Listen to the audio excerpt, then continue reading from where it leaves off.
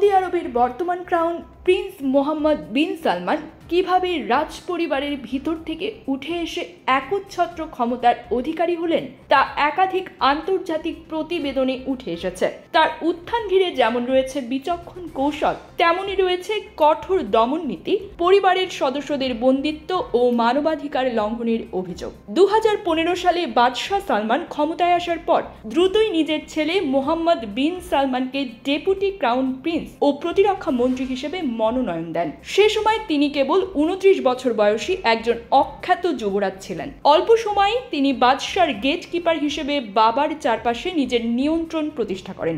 এমনকি পরিবারের সদস্যদের ইনক্লুডিং তার মা ও বোনদের গৃহবন্দী করেন বলেও অভিযোগ রয়েছে, যা বাদশাহ সালমানের কাছেও গোপন রাখা হয়।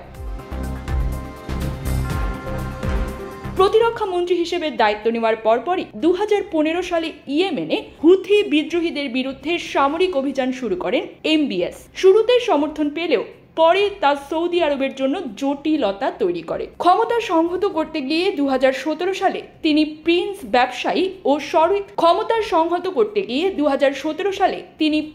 ব্যবসায়ী ও সরকারি কর্মকর্তা সহ প্রায় 380 জনকে দুর্নীতির অভিযোগে আটক করেন।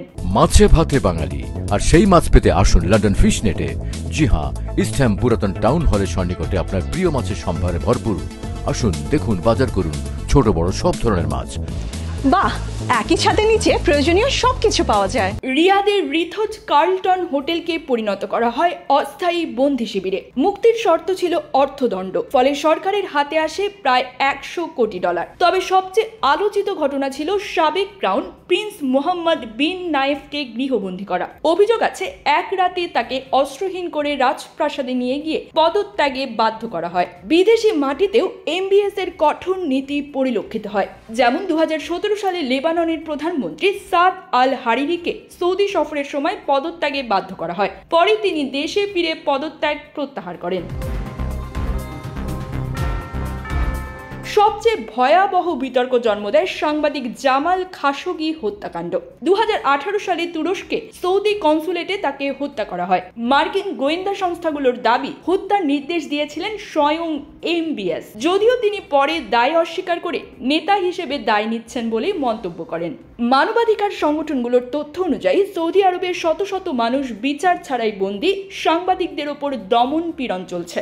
অথচ এর বিপরীতে তিনি নারীদের গাড়ি চালানো, সিনেমা হল খোলা এবং ভিশন 2030 এর মতো আধুনিকায়ন কর্মসূচিও গ্রহণ করেছেন। সৌদি রাজতন্ত্রে ক্রাউন প্রিন্স মোহাম্মদ বিন সালমানের উত্থান একদিকে দ্রুত আধুনিকায়নের প্রতীক, অন্যদিকে দমন পীড়ন ও একনায়কত্বের উদাহরণ হিসেবে ইতিহাসে বিবেচিত হবে।